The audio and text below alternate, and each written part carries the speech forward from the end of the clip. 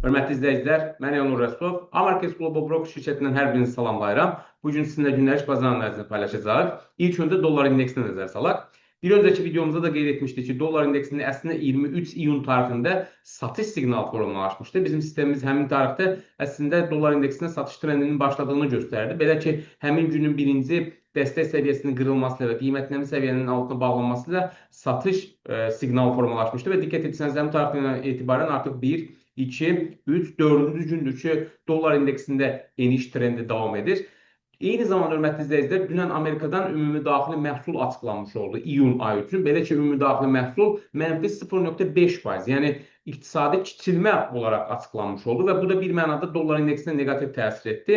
Gün ərzində nə qədər ki, dollar indeksi bu günün birinci müqavimət səviyyəsi olan 97-161 səviyyəsinin qırıb onun üzərində bağlanmazsa, biz dollar indeksində enişin davam edəcəyini proqnoz edə bilərik. Eyni zamanda bu gün Amerikadan əsas şəxsi istehlak xərcləmələri açıqlanacaq, hansı ki, onun da 2,6% olacağı proqnoz edilir. Ümumiyyətlə, şəxsi istehlak xərcləmələri artarsa, bu bir mənada iqtisadiyyata olan güvəni göstərən bir faktordur ki, bu da dolları müəyyən mənada yuxarı yönlü dəstəkləyə bilər. Lakin, əgər nəticə gözlənilenden daha aşağı olarsa, bu da eyni zamanda öz növbəsində dollar indeksində satışları gücləndirə bilər. Hörmətli izləyicilər, bir digər maliyyə avro-dollar valyuta cütlüyüdür. Avro-dollar valyuta cütlüyüdə diqqət etsəniz, əslində 23 iyun tarixində bizim sistemimiz alış siqnalı vermişdi. Diqqət etsəniz, həmin gün hətta ikinci müqavimət səviyyəsinin üzərində bağlanmışdı avro-dollar valyuta cütlüyü və həmin tarixdən etibarən 1, 2, 3, 4 gündür ki, artıq avro-dollar valyuta cütlüyü yüksəlişdə davam edir.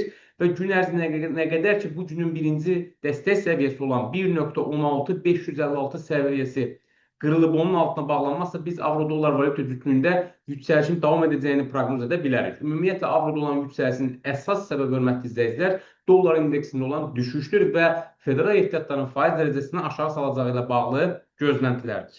Hörmətli izləyicilər, bir digər maliyyə GBP-USD valyuta cütlüyüdür. GBP-USD valyuta cütlüyü də texniki analiz nöqteyi-nəzərindən 23 iyunda yaranan alış siqnalı hal-hazırda davam edir. Artıq 4-cü gündür ki, GBP-USD-də dollara qarşı ümumiyyətlə fond bahalaşmaqda davam edir və bu gün ərzində nə qədər ki, bu günün birinci dəstək səviyyəsi olan 1,36673 səviyyəsi qırılıb onun altına bağlanmazsa, biz GBP-USD valyuta cütlüyündə yüksəlişin davam edəcəyini söyləyə bilərik. Hörmətli izləyicilər, bir digər maliyyə qızıldır. Qızılda da 16 iyunda yaranan satış siqnalı hələ də davam edir və satış trendi diqqət etirsəniz, artıq 1, 2, 3, 4, 5, 6, 7, 8, 9-cu gündür ki, davam edir.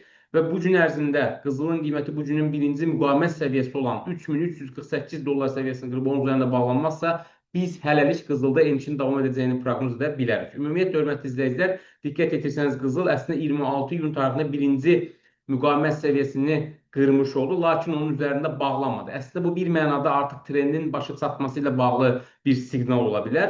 Növbəti günlərdə əgər qızılın qiyməti birinci müqavimət səviyyəsinin qırıb onun üzərində bağlanarsa, biz qızılda yenidən yuxarı yönlü alış trendinin başladığını söyləyə bilərik.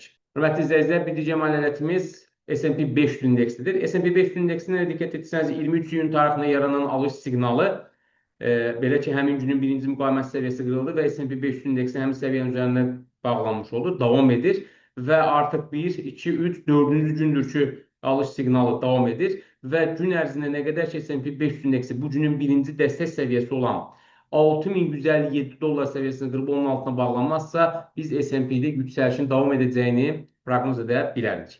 Hörmətli izləyicilər, gün ərzində sizə çatdıracağımız xəbərlər bu qədər. Sizə uğurlu ticarət arzulayırıq. Sağ olun.